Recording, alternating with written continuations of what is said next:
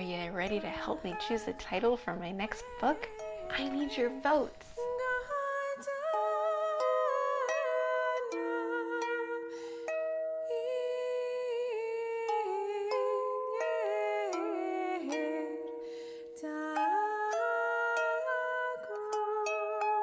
Hi there. Welcome to Yarns and Yarns, episode 27.2. My name is Shay McIntosh Ford, and I live in Tulsa with my husband, our two boys, and our little puppy. This is a show about yarns as in fibers and yarns as in stories, and today is all about the stories. I'll be reviewing what I've read this week, and then I'll read a little snippet of my own, and then I'll go into what I've written this week. All the books and anything that I can link to will be down below in the description box, and this is going to be the last of this format. I know I just changed things up, but it is not sustainable. I did it for a while. I'm gonna have to recombine everything, but there is going to be some changes. Instead of fibers and stories, it's going to be stories and fibers. I am doing much better with my condition. If you want to get into all of that, that's in a different playlist. But my condition is getting much better, and I'm able to focus a lot more on my writing. So I am almost done with book one of a trilogy that I actually have planned out. I'm very excited to finish. So that's happening a lot more than fibery stuff with knitting and crochet. So I'm going to focus more on books than the knitting. Knitting is my hobby. Writing is my moneymaker. Before I get started on my book reviews, because I missed last week, I would like to share my favorite Shakespearean insult quotes from the last 2 weeks. "No, you unnatural hags, I will have such revenges on you both that all the world shall. I will do such things. What they are yet I know not, but they shall be the terrors of the earth." I'm pretty sure this is the actual character, King Lear, and he's so angry he can't even describe how he's angry. I love it. It says, "Much ado about nothing. His words are a very fantastical banquet. Just so many strange dishes." Sounds like he's making up a bunch of words. The first book I'd like to review is The Strange Case of the Alchemist's Daughter. This was written by Theodora Goss and was first published in 2017. I listened to the audio version narrated by Kate Redding. I had so much fun reading this, and I will definitely be moving on to the next in the trilogy. This is a blended retelling of a lot of the classic Gothic novels like Frankenstein, Dr. Jekyll and Mr. Hyde, The Island of Dr. Moreau, even Sherlock Holmes. This story is written by the character Catherine Moreau, with the other characters adding in their opinions and thoughts and their own sides of the story. It's been a long time since I've read a lot of these classics, and she draws on so many of them. I kind of feel like she got it right, but it makes me want to go back and reread them all. The only work that I hadn't read was Rappaccini's Daughter. It wasn't even on my radar, but it is now. Goss also draws on the Jack the Ripper murders, which of course were never solved, hence the Sherlock Holmes addition into this story. But drawing on real history adds a sense of realism with all of these sensational characters. One of my favorite features of this book is that it comes from a female perspective in a time period where men utterly dominated. The women are victims of their mad scientist fathers. They contrast with their fathers, in whose stories those men remained isolated, hence the Gothic part of the story. But the women are contrasted by banding together in order to bring them down. They don't actually bring them down. The men are part of a society, even though they're isolated men. They are members of a particular society called the Alchemist Society. The monster girls band together to bring down that society, and that's actually the overarching theme of the series. So I mean, I don't know if they actually bring it down. I haven't read that far yet in the series. I'm anxious to see how it ends. The next book I finished was How to Become a Successful Author, Hard-Won Lessons from Life in the Writing Trenches by Russell Nohelty. This was first published in 2019. There's a lot that I've already said about this book, which still stands true in previous episodes, so if you would like more thoughts on this, you can go back and watch those. As I said before, I am very glad that I own this book because I will be referencing it many, many times, especially this year. I will be rereading some key passages and highlighting the ones that are relevant to me. I have been writing a lot more, and I'm getting very closer to the end in the first book of my historical fantasy trilogy about the Cherokee mythology. I will be following as best I can the tips in this book. They're not easy. They're easy to understand. It's just not easy to implement. This will be my year. And the last book to review is Peter Pan. This was written by J.M. Barrie and was first published in 1911. Barrie was actually a playwright, and originally this was a play that was first produced in 1904. But of course, I was reading the book and I listened to the audio version narrated by none other than Jim Dale. I think most people are familiar with Peter Pan, but I will go into a brief little synopsis here.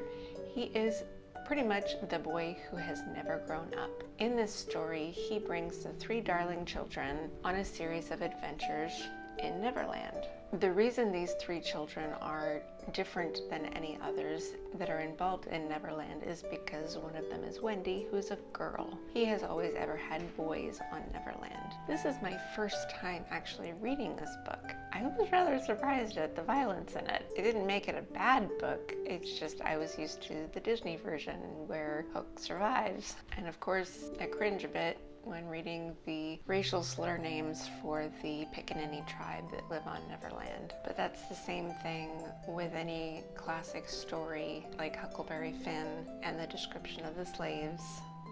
These authors lived in much more unfortunate times for minorities. Things still need improving, but I'm glad to live in a time of more increased awareness. The one thing that really struck me about Peter is how forgetful he is.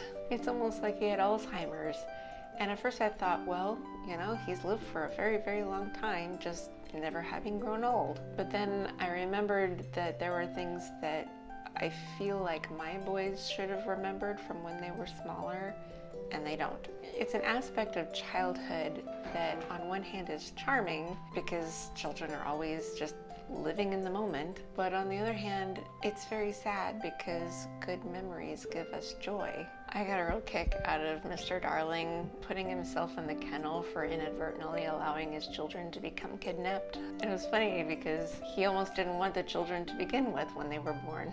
And of course, I had to look up the origins of the idiom in the doghouse. Most people do believe that it does come from Peter Pan, but the website I went to said that it's not, because first of all, the phrase is not found anywhere in either the play or the novel. And secondly, across the pond, they don't call it a doghouse, they call it a kennel. However, personally, because there is no reference prior to 1926, I still believe that it originated with Peter Pan, even if it was just an influence. I think that cultures, like the American culture, has swapped out the terms kennel for doghouse, but that's just me. Overall, I thoroughly enjoyed this reading, and I'm surprised it took me so long to read it, but I'll be reading it again. So now it's time for a snippet of my own work. Coming off of describing Peter Pan, I thought it would be fun to read this little blog post. It's like a little kid story. One day, I don't remember why we were arguing over it, but my son William, he was complaining that he could never come up with a story, and I was trying to prove to him that he could because he had a great imagination. So I just, on the spur of the moment, came up with this and then finally wrote it down as a blog post. So this little picture, that's the picture I put in with the blog post because I just thought it was cute. There is no title for this little story, and there's really not a whole lot of a point to it either, but it was just a fun little thing. And the boys liked it so much they had me read it over and over again. If you have little ones that want to read the story, I will link the post down below and you can read it with them. Once upon a time, there was a little mouse who wanted to be a fish. So he jumped in the river and swam to his heart's content, until he came across a big frog. "Hello, Mr. Frog," the mouse said. "How are you today?" The frog only said, "Ribbit." "What does ribbit mean, Mr. Frog?" The frog said again, "Ribbit." "Well, yes, Mr. Frog, I heard that the first time, but I still don't know what it means. Can you please explain?" The frog merely said, "Ribbit," once more, and then hopped away. The little mouse kept swimming. Soon, he came upon a mosquito. "Hello, Mr. Mosquito," the mouse said. "How are you today?" The mosquito only said, "Bzz." "What does bzz mean, Mr. Mosquito?" The mosquito said again, "Bzz." "You know, Mr. Frog just did the same thing to me when he only said ribbit, but I still don't know what either of you are saying." The mosquito went crazy and said bzz louder than ever. Then he quickly flew away. The little mouse kept swimming. Soon he came upon an earthworm.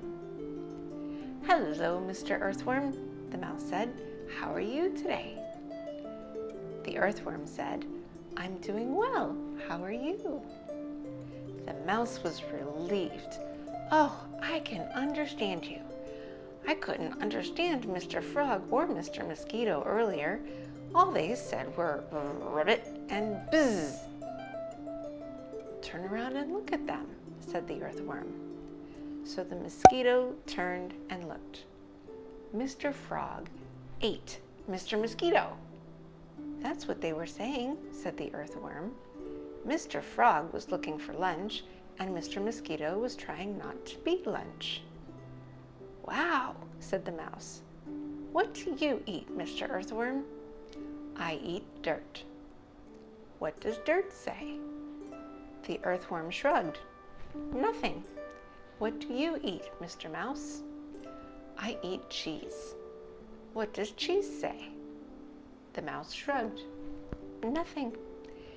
"It was nice to meet you, Mr. Earthworm." And the little mouse swam back to the riverbank. He decided it was time to stop being a fish and look for some cheese. So the rest of the episode is all about how my writing week went, and it will also be a chance for you to vote on a book title. I kind of know which one I'm leaning for, but it would be nice to get some opinions. I didn't actually get a whole lot of recording done, so that's why in the next segment you'll only see me in different clothes once. I've been kind of busy just trying to get a whole bunch of writing done. But here is how my writing week went. Everyone's at a scout meeting, so I'm going to pop in here real quick. Finally get into recording. I said I started writing last week. I thought I wrote about a dozen pages. I think it was more because I wrote more today. I did 4 writing sprints. I went to the bookstore this time because I found the library just way too cold. It's not comfortable writing in the cold. So I might as well have been writing outside in January. Between all the writing I did last week, the writing that I did today is Monday, I wrote 26 pages in my little composition book. And then I got curious. The first part of this composition book is all just free association writing, journaling type stuff. I marked the page where I actually started writing my NaNoWriMo book in here. I didn't write it in here initially, like I didn't start it in the book. I started typing it. Realized that I could handwrite just as fast as I can type. When I handwrite, the words just come easier.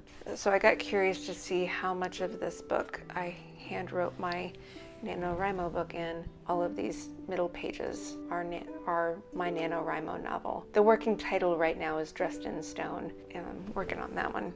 I don't have very much to go with my pages, and I'll be moving on to the next book to write in, but I just thought that was interesting. So yeah, this past week and a day, and I don't do writing on the weekends, it's just too much, especially this last weekend. It was That was Charlie's birthday party. With all the writing sprints that I did, not as much as I wanted to every day, but I did quite a few, and so that was 26 pages of writing. And I am still currently working on typing them out.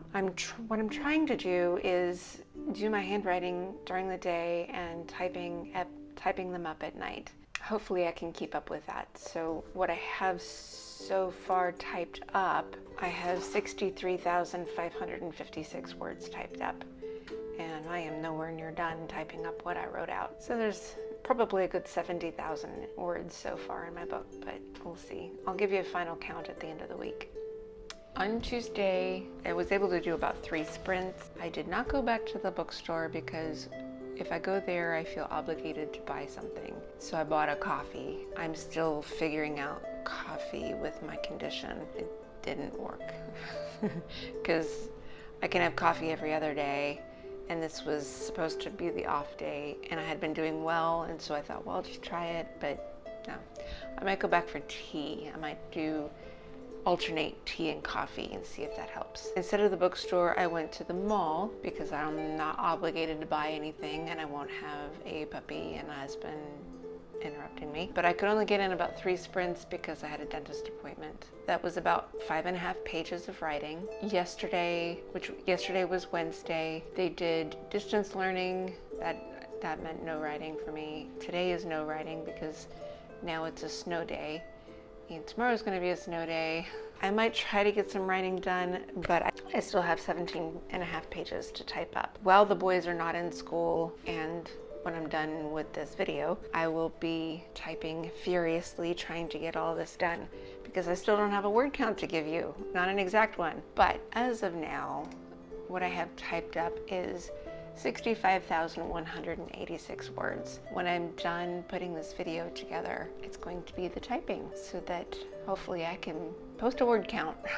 In the meantime, I have been working on the title. I called it Dressed in Stone because that's one of the names of the mythologies that I'm using in the story, and it doesn't really convey the story. I'm trying to figure out a good title for this book. I would like some votes. I will be putting all of this on Instagram if that's where you would like to go to cast your vote. I'm just gonna make posts and you can say 1, 2, 3, 4, 5, whatever. Let me read the blurb first that I've come up with. This is also a working blurb. I might change it so that you get a better sense of what this story is. Celeste doesn't have time for myths and legends.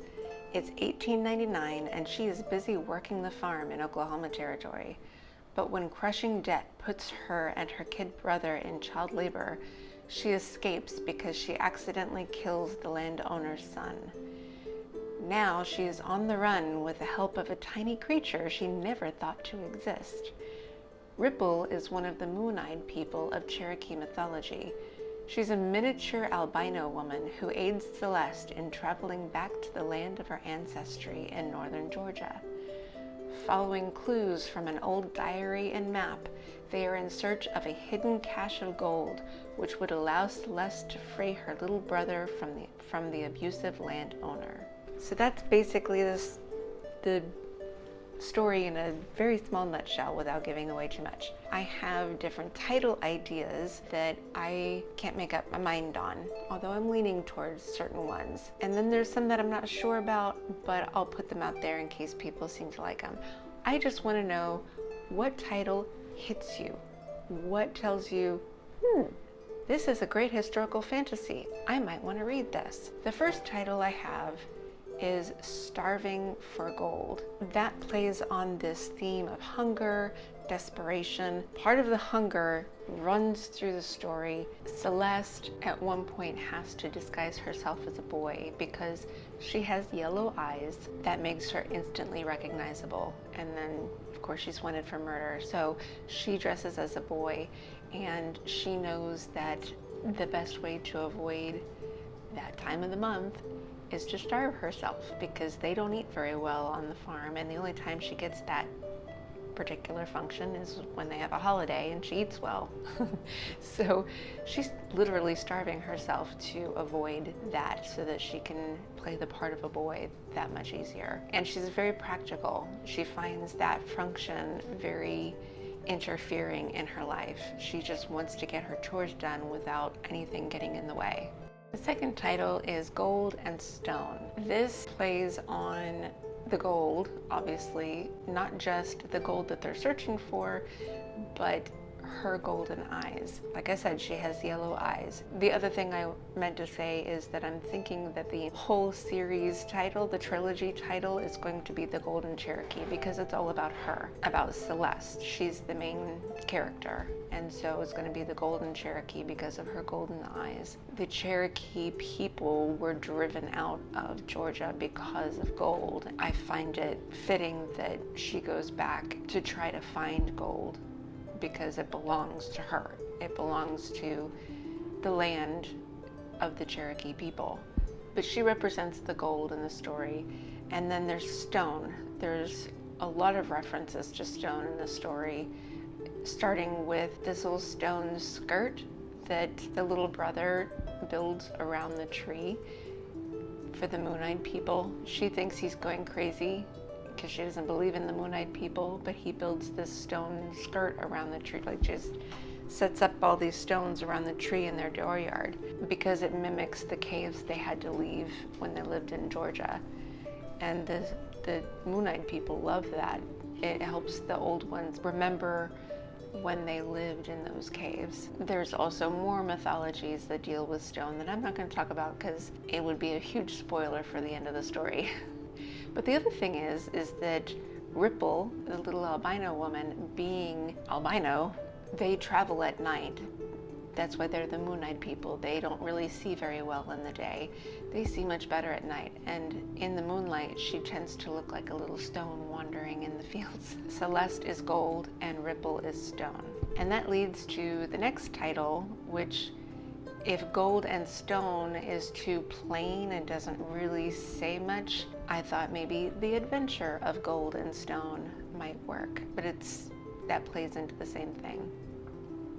The fourth title that I came up with is The Golden Rescue, and of course that's more on the gold, and the whole point is to rescue her little brother from this abusive landowner. I think that might be a little self-explanatory right there. I don't have to go into that. And finally, the last title I came up with is A Cherokee Return, which is basically what Celeste is doing. She was born in Oklahoma, but she is basically following the Trail of Tears back to her ancestral homeland in Georgia. That's where she rightly belongs, but for the evils of the American government in the early 1800s. So again, that one is pretty self-explanatory as well. So those are my 5 titles. Please comment below if you like a certain one. Let me know. If you want, you can check out my Instagram. I'll have them there, and you can vote on Instagram instead. Let me know. If you can think of any other titles that might be appropriate based on what I've said about my book, let me know that too. Let me know if you like my series title, The Golden Cherokee, or if you think something else might be more appropriate. But I would really love to know your thoughts. And the last thing I want to cover is the fact that I am going to be recombining my show, like I said before, and it will be on Tuesdays. That way I can space out, because I will have Yarns and Yarns on Tuesdays and then my colitis episodes on Sundays. And that'll give me some time in between so that I'm not constantly editing and recording and all. Well, I record snippets every day for the colitis videos, but I'm going to try to do more snippets for this one as well. So I will be doing these now on Tuesdays. I will stop doing my postings on Friday. So it's just going to be Tuesdays and Sundays. And that's all I have for this week. I hope you get to read all the books and write all the words. Thank you so much for watching. Please don't forget to like and subscribe, ring that little bell, and I will see you on Tuesday. Bye. Adding in. I will be referencing it.